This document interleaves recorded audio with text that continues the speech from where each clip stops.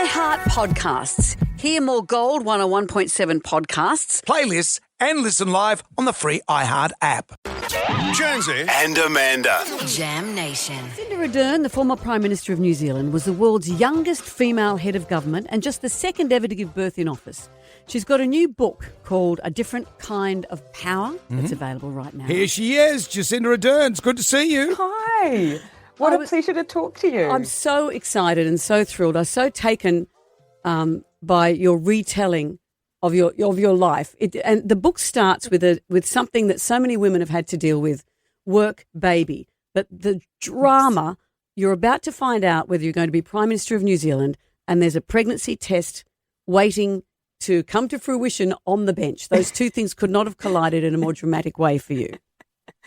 It's right. And I remember, Amanda, at the time that it happened, I just thought, you couldn't write about this. Like, this is just too much. How did you feel? Obviously, you wanted to be Prime Minister. You want to be a mum. Yeah. Did you feel in that moment, I can make both work? No. No, not at all. I mean, look, someone once said to me in politics, there's no such thing as perfect timing. Like, you just can't get everything to line up for when it suits you and for when it suits life and for when it suits your family. And that statement was never truer than in that moment. You know, one of the things I wanted to do in telling this story was share a little bit more about how this came to be, because I always worry that New Zealanders, when I became Prime Minister at the end of 2017 and then 2018, I'm taking maternity leave. Yeah. I always worried that they thought, what were you doing? And by sharing this story, I can give a little more context that I'd been told I would struggle to have a baby. I wasn't sure it was going to happen for me, and I carried a bit of sadness over that. And when I was running as leader, I just put it aside and decided that I would think about it later.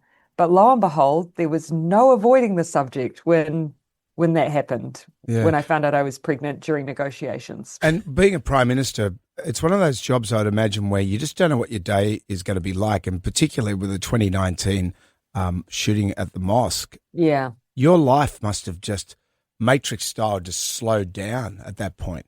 It's an interesting way to describe it, because there are moments that amongst the chaos of crisis do slow down. And I have this very distinct memory of, you know, during March 15, my desire, as soon as I heard about the attack, was just to get on the ground, to be there. But at that time, they weren't sure whether or not it was a wider attack, whether it was coordinated, whether there'd other people involved, whether I was a target. So I was bundled off to a police station and kept there for some time. Wow. And when I eventually got closer to where officials were to be briefed, as I walked into the office, one of my officials said to me, "Prime Minister, this will define you." And that kind of, you know, I remember in that moment thinking, I can't think about that. I can't think about how people will see me as a result of this event. I just have to think about how I do my job when people are afraid. Your anger is still palpable on the page as to what that terrorist was trying to do to your country. And in that moment, you chose to just open your arms to everybody. You may be a new arrival in New Zealand, but you are us.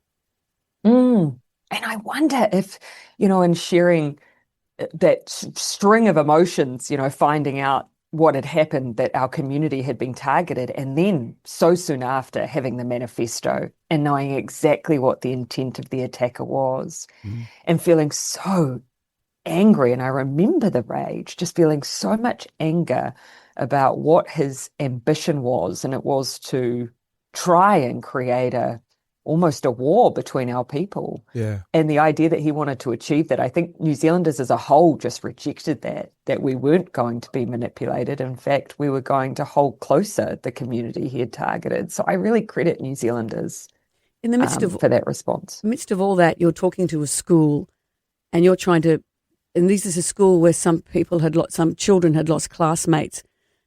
And one little girl, you said, "Are there any questions?" A little girl said, "How are you?" And it almost broke you. Yes. Oh, and I just finished giving this, you know, this long speech to these students about how it was okay not to be okay. And then that was the question she asked me. But, when you're a leader or you're in public office, you grapple a lot with how much of yourself to put out there, particularly when it's not your grief, it's other people's grief. Also, when we're all climatized to this idea, I think, that too much emotion equals weakness. But what March 15 taught me was that sometimes you can't stop a human response, and maybe we shouldn't. What's one of the cool things that you miss about being Prime Minister? From the cars to Free the stationery, green light corridor, things like that. People.